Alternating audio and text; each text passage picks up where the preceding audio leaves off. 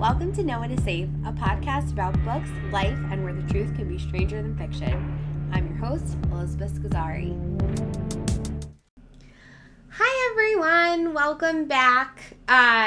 Just a quick disclaimer that my hair and its lack of volume and my voice and its lack of enthusiasm are by no means any reflection on how I feel. Other than I am getting over some recent colds, congestion type thing, and so it's kind of beaten me up a little bit more than I anticipated it. Usually I'm pretty good at fighting that kind of stuff off, but I just have had a little harder time getting all my energy up and keeping it up for long periods of time. But we are going to jump right into things today. We have 4 books that we are discussing. My list is right next to me to try to keep me on track, especially because I've noticed that when I don't always feel 100%, my brain takes it as an excuse to scatter more quickly everywhere. So we are going to do the best we can. That is all we can do, is the best we can. So the first book, just jumping right into things, is Weyward by Emilia Hart. It was fabulous, fantastic, just amazing. It was beautifully written, strong female characters, really good characterization in general. I would say that every character, whether they were male or female, had their own unique perspective and were their own unique person. Whether or not we liked them is a whole different conversation. I don't think some of them were meant to be likable. Most of the men in this book suck. Not because they were poorly written, not because of poor characterization, but because the men that were in this story were the kind of men that in real life, if you met them, you should run the other way because they suck. So the story itself is about 3 generations of women, not necessarily grandmother, mother, daughter. You have, I always say her name wrong. I think everyone's name today, we're just going to apologize in advance, but Alfie. I feel bad because I actually really liked this character, Alfie, but we had one who was back in the farming, countryside, paranoia about witches time period. Another one between World War I and World War II. That's Violet's story. And then third is present day with Kate. All 3 of these women are facing opposition from men, from society, from societal norms, and how they handle it, and the different ways that their otherness presents itself. Whether it's too familiar with animals, or too close to nature, or just not wanting to do what society dictates that women should want to do. So it was beautifully written. I cannot stress that enough.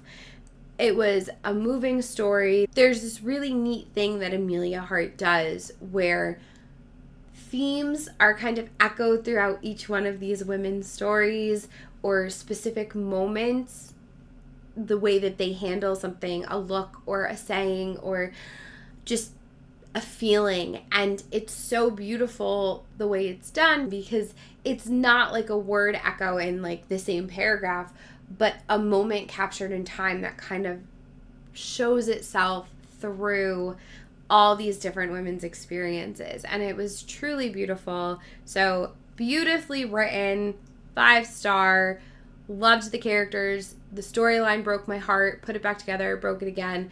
Different than Long Shot, anytime I say something now that it broke my heart and put it back together, it is very rarely on that same level. But Weyward by Emilia Hart does have a very beautiful story that does inspire a lot of stirred up emotion. It enchants you, it haunts you. It is really just a very beautiful women's story. I will leave it at that, for fear of becoming overly redundant. The next book we are talking about is The Art of Catching Feelings by Alicia Thompson.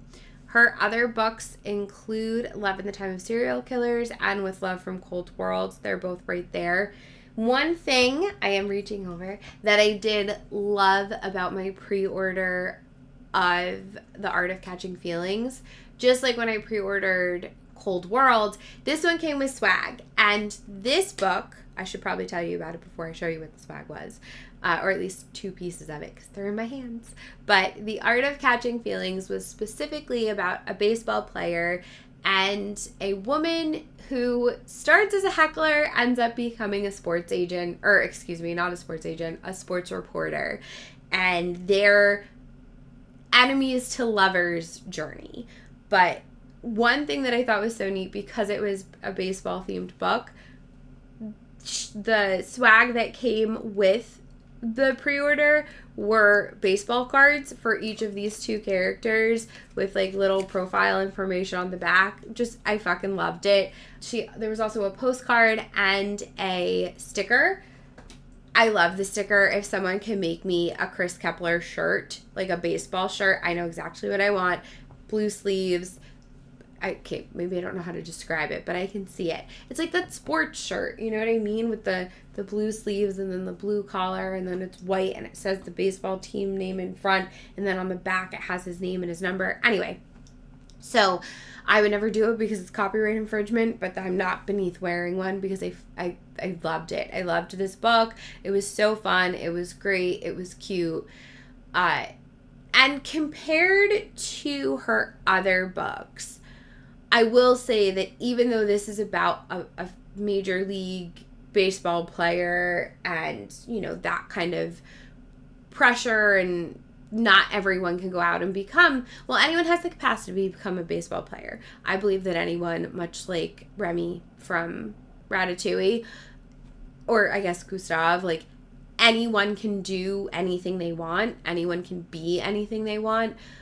Most people statistically, though, do not make it to Major League Baseball. So even with that, like, level of extraordinary, so to speak, I still found these characters to be a little more realistic, or not realistic, just there was something about them that spoke more real to me than even in her other books. And if you've ever heard me talk about Love in a Time of Serial Killers, I always tell people who want to get to know me or who know me, like, read this book. Not only is it great, but if you want to hear how I think in my head, this is it. Like, that is my prime example for how I think.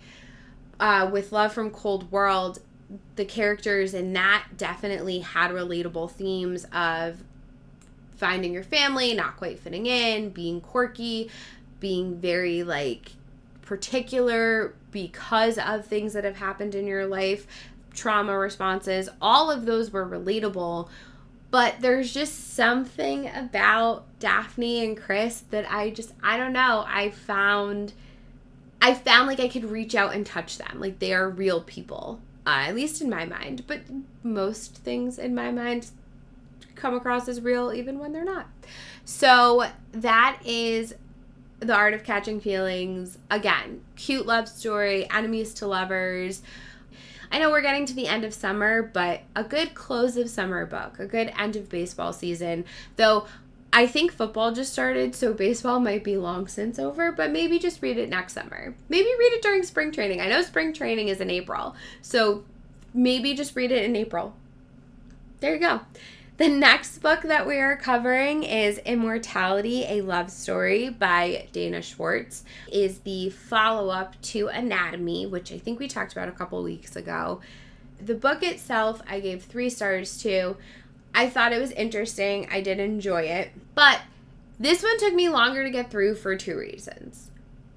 One, I found it to be more slow-moving than the first.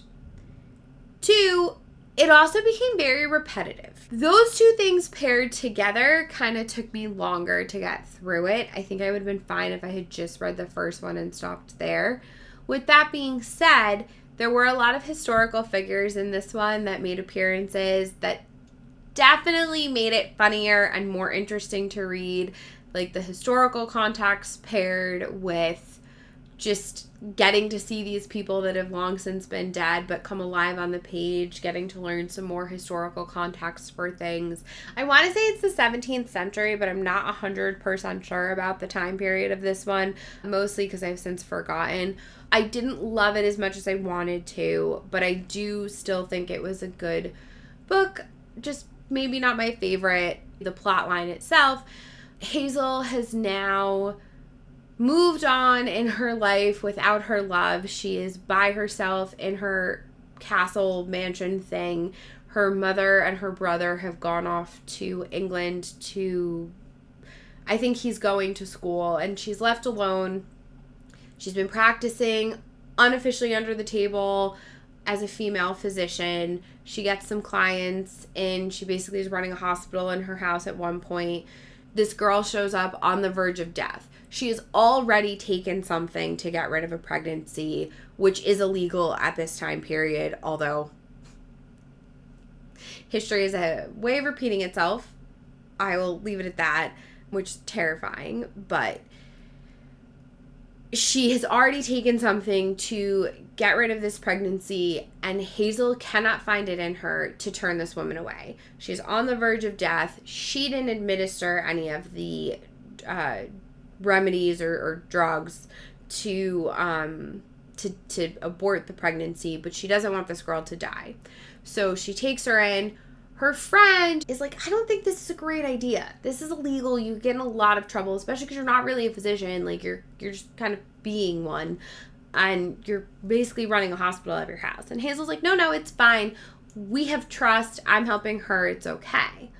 Well, it was not okay, because the woman ends up rolling over and saying, it was her fault. She gave me the drug. She did it. It was her. You're going to let me go now, right? And her husband, who's in the courtroom, looks like an asshole, and he's like standing over her like, yeah, you better say that or whatever. And so Hazel gets in trouble. She gets thrown in prison. She then gets released from prison by an unexpected person. She ends up taking her adventures to England, working with some very famous people, monarchs, something to that effect, the royal family per se. None of that makes sense. This is where recovering from a cold makes speaking different than my normal way of speaking.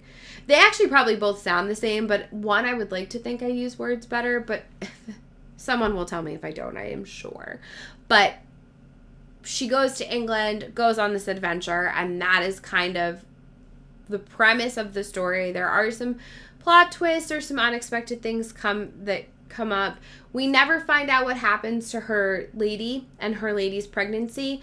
I don't think I'm saying that correctly, but basically Iona, who was like the woman who responsible for helping Hazel bathe and dress herself and, you know, was her sidekick. I really don't remember what it's called. But we never find out what happens with her pregnancy, which is annoying because I want to know if it was okay. Because especially because in those days, like, pregnancy was very risky and I want to know what happens. And nothing truly spectacular happens in the plot, unlike the first one where you had like these really big moments.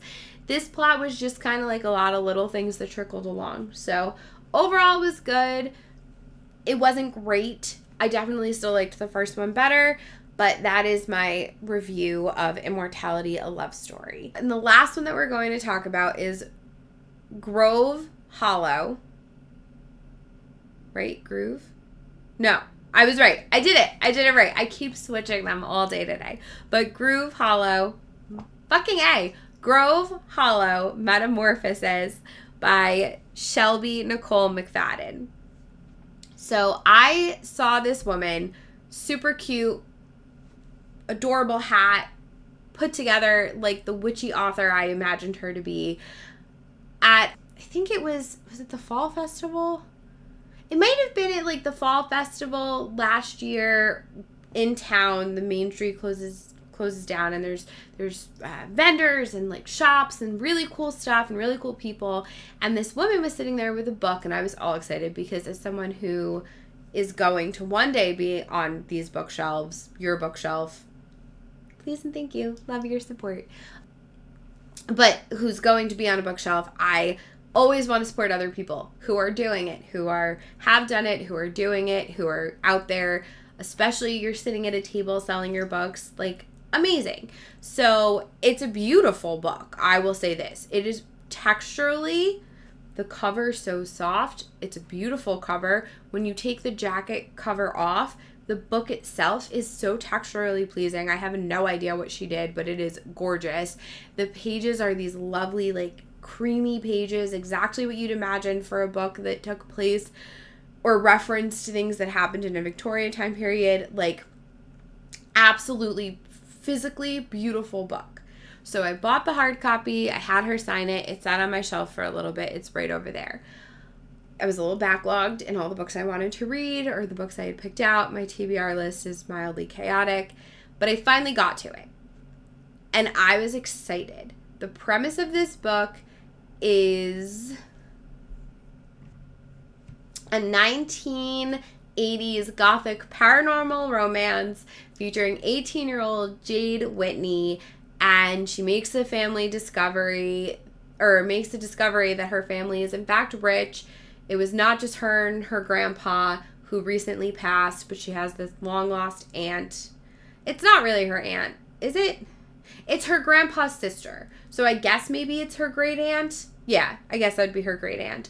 But she goes to live with her great aunt Ruth in a town that I can only describe as like a blend of Sleepy Hollow, Tarrytown, New York, and actually that probably is the only way I can think to describe it. But basically she gets involved with the group of misfits, the popular kids. There's some crossover, some romance, there's some ghosts and paranormal activity, and long story short, she goes on this mini adventure that ends on a fucking cliffhanger. I did not know this. I did not know 4 books. There are 4 books. One is written, published, on my shelf. The other one is coming out at the end of this year, which is 2024. Then I think the other ones are coming out in 25. I had no idea. I don't know why I didn't do more research. I just jumped right in. But I'm bummed because I needed to know what happened. With that being said, I was also mildly not disappointed, but I was so excited for this book. Not only did I meet the author and she was cool as shit in the middle of town, she's from around here or lives around here. Like, it was everything I wanted it to be. And then I started reading it. And there were just a couple of plot point issues that I had, or characterization issues, I should rather say. One, the girl Jade had never drank before. Then she has her first glass of strawberry champagne, declares it her favorite, drinks beer and vodka later that night, wakes up hungover for like a little bit of the hair of the dog that bit you. But like the way she speaks about alcohol is the way a 30-year-old would be telling their coworkers about their first time drinking. There's something about it, the way that it reads, just kind of takes you out of the moment. So unless this girl ends up being like a long lost soul from like the Victorian time period who, this is my speculation by the way, she was alive once or is a reincarnation or got like splintered off and sent to this body, whatever the case may be, the way she speaks does not work with an 18-year-old girl in the 80s. I was around for the 90s, but I'm going to just venture a guess here that the way they spoke in the 80s, while there were different slang and expressions and whatever, was not decades different than how they spoke in the 90s, was my point to that. So there's just something about it that pulls you out of the moment enough that it actually kind of ruined the reading experience for me. So if she ends up being some kind of paranormal, like reincarnation or like a soul that had lived before, I will totally be on board for it. I will be here for it. I'll be like, fuck yes, I'm in. I love it. Bring this book from a 3 to a 4 star. Let's go. If she doesn't, I will still be upset about it, I guess. And then there were just like a couple of like little plot points that they were so overly dramatic and so fictitious that they kind of, again, just like took you out of that moment of being so immersed in something that it's believable. Like, this is a paranormal romance, and there were still parts of just like the way that her and her aunt go shopping. Like, it just takes you out of that. It stretches beyond what's probable or believable, I guess is what I'm saying. Mind you, not the paranormal parts. I'm on board for those. It was just like some of the other parts, like the way that the popular kids are and like what they're getting away with and those kinds of things. But overall, it was a good book. I enjoyed it. I do have to read the rest of the series now. Like, I'm invested, so I will most certainly be reading book 2 when it comes out.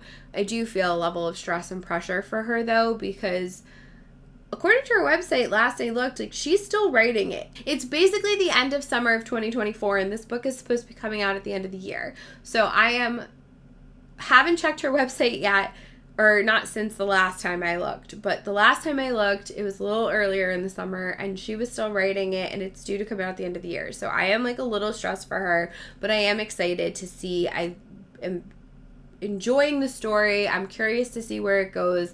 I'm curious to see what happens with this one girl, the main character, and also the writing. So it was good. 3 stars. I wanted it when I saw it. And when I saw her and when I read what it was about, I wanted it to be like a 4 or 5 star. And it's still good. I give it 3 stars. It came out good in my opinion. Like, I'm here for it. I want to know what happens. So it was good. I will leave it at that. I'm also very big into the thumbs up today, but I'm also starting to get really tired. So we will see. We'll see what happens. The next part that we are just jumping right into, I did a bunch of cool stuff recently. I did an energy cleanse, which I do about once a year, and it's just, if you think of it in terms of chiropractic care, when a chiropractor comes in and puts your spine back in alignment, it's what someone does with your energy centers, and that was really beautiful for me. If you are into that sort of thing, or open to that sort of thing, I do recommend you find someone who's the real deal and enjoy the experience. Enjoy all of it. I also went to a bridal shower for my cousin. I have 5 cousins, 4 of which are married, 1 of which is getting married at the end of this year. So that was the bridal shower I went to, and it was so beautifully done. Plus they had homemade cheese. I mean, you can't go wrong with homemade fucking mozzarella. I also had a girls' night with my friend Maria, and we had a cum shot. I don't think we actually did them. But I saw them when I was leaving the liquor store. I picked up some stuff to make spiked lemonade. And it's exactly what you are, maybe it's exactly what you're envisioning. But I saw it sitting in the bin. There were just 2 of them, and they were in this bin with the airplane shooters. And I saw a squiggle, and it was white, and I'm like, what the hell is that? And I picked it up, and it's a sperm. That's what it's supposed to be, a sperm with a smiley face. And it's called a cum shot. I don't remember what's in it. I don't think we did them. I think we left them at her house. But I have a picture of them in the other room. We were being silly, and it was a fun night. So it was great to get to see some friends, some family between the shower and girls' night. We also, me and my 2 other cousins, took my grandmother to a tea party. She was so excited for it. It was a lot of fun. I was really surprised. It was the Gracie Rose in Pearl River, New York, and it's considered an Irish cafe, but they have tea and like your biscuits, your scones, traditional kind of tea, but they also have just regular lunch fare, I'm going to call it, and I was able to get curry chicken. It was so good. I cannot recommend it enough. So if you live near Pearl River, the Gracie Rose has really great chicken curry. So this is normally where I would do some kind of like either really bad or good transition into our know in a safe moment, but I don't have one of those because I have been nose to grindstone getting my novel in tip-top shape, finishing it, editing it, re-editing it, revising it, all of the things. And I talked about this one last week, I'm pretty sure, this novel, and like where I was kind of stuck with characterization. It might have been a couple weeks ago, but I had started backwards. Instead of starting here and working my way out, I started with like a plot and some people and kind of redefined it and defined it and redefined it again as I was going through. One thing that helped with the characterization was filling out that form and the questionnaire of like, what is this person? How would this person respond to these questions? The other thing I did, I took a board like this, just like a trifold. I took a trifold board and I mapped it out. So across the top was a timeline of emotions. My two characters, this is how they're starting. Oh, this one's afraid. Oh, this one's angry. And I plotted their emotions on a timeline. Underneath that, I made, I think it was like 77 squares. And through each one, I said, okay, met for lunch, did this, did that, did this happened, this happened. This is an important plot point, like, wrote it on the board. I had different colors for different characters, and what I ended up doing was mapping out the entire story across this board. Where that was really helpful was in the revision process, because it gave me the chance to say, okay, we have a peripheral character that we need to kind of keep track of. And I was able to fill it in a different color on that board. They make an appearance here. They make an appearance here. They make an appearance here. The other place this board was helpful was with time. Some novels span a couple of days. Some take a couple of months. Others take place over the course of years. Or there's flashbacks. So this was helpful because I was also, while I was capturing overall emotion, which helped with that kind of characterization building, and plot points throughout all of these different squares, it also helped be able to track time. And so this was a very different writing experience for me. This is not how I've ever written a novel before. One, with the struggle of plot versus characterization, or two, visualizing it in such like a large graphic way. That poster board was pretty big and it was hanging in my hallway for 3 months. And so it's really freaking cool because I tried something new and it ended up being really successful. I had been talking to, I'm proud to call her one of my friends now, who's on the New York Times bestselling list. And she and I were discussing this. And she said, Elizabeth, you're such a visual person. Why don't you map it out? I am a visual person.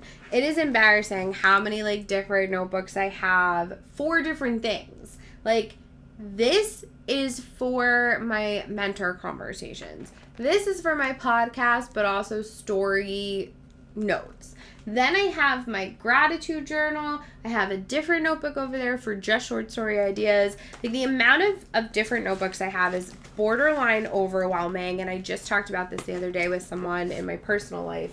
Because on my table where I work from, I have my calendar, my tarot journal, my gratitude journal, because that one, the one that's over here, is full. And then I have another one on the table that, like, to be honest, at this point, I don't even remember what it's for. But it is there. Oh, and I joined, like, a writer's group in town, so I have a notebook on my table just for that. Why? I don't know. It seems extravagant, but that is what we have. So when she said this to me, I was like, oh, that's, like, a really good idea. So she didn't tell me how or what she would do. She just said, why don't you try mapping it out? And kind of left it at that. Her big advice, and it was truly big advice, like, I'm not trying to diminish it in any capacity, was make a visual representation. So I made one the way my brain knows how, and it is almost a piece of artwork, I would say, at this point. Definitely something worth framing in your basement. It's not. But it was so helpful. And I cannot stress enough. So if you're stuck between characters or plot points or timelines, or even just going through the revision process and having a hard time keeping track of, like, where you're at or what you're doing, instead of opening up 3 documents, because I've done this too, where it's like scraps. So anything I cut from the main story, I put over here just in case I need to reference it or leave myself a note like, oh, she was wearing this on this day.